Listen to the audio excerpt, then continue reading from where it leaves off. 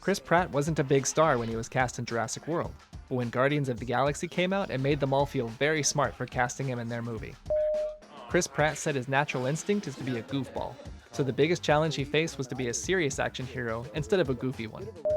Each Jurassic movie has had to one-up the previous one by doing something more technically challenging than before, and in this film it was the detail they could achieve in the close-up shots that set it apart from its predecessors. Detailed close-ups were important for this film because the raptors had to emote to show their thought process, so they used motion capture from crew members in raptor suits to get some reference material for their facial expressions. Aside from pajamaed raptor people, replicas of raptor heads were built to give the actors something scary to react to. ILM developed an iPad app specifically for this movie that allowed them to drop CG dinos into their footage to see what the shot would look like on screen. Pre-visualizations were made to give context to everyone on set, and they were also used as a blueprint for how the scenes would play out. Up to 1,000 extras were used on set at one time for this chaotic scene, which means they had to create 1,000 different costumes for each person, and the extras had to come in at 3 a.m. to get outfitted.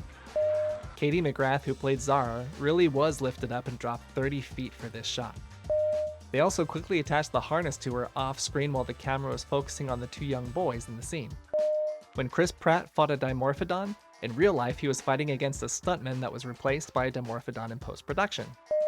Indominus Rex was a mixture of dinosaurs, and the animators created it with a mixture of animals. It has teeth like a crocodile and hawk eyes.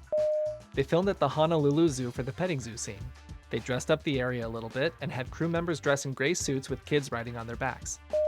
They filmed half of the movie in Hawaii, but the other half was filmed in New Orleans at the NASA campus. 6 sets were built there, including the Visitor Center, Genetics Lab, Old Visitor Center, and Control Room. They also filmed at the abandoned Six Flags that was damaged during Hurricane Katrina. They actually built the gyrosphere loading platform and rail system to have better immersion for its scenes. For the waterfall jump, the actors did all the close-ups and approach to the waterfall. Then they had a pair of stunt doubles jump into the water, but then the actors were brought back in and filmed coming up out of the water to make it look like it was them the whole time. For the dying Apatosaurus scene, they used an animatronic head and neck for the close-up. They needed 3 operators to make the head, neck, and lungs move. If you have a suggestion for a future video, let me know in the comments. And if this is your first time, make sure to subscribe to learn more fun facts about your favorite films.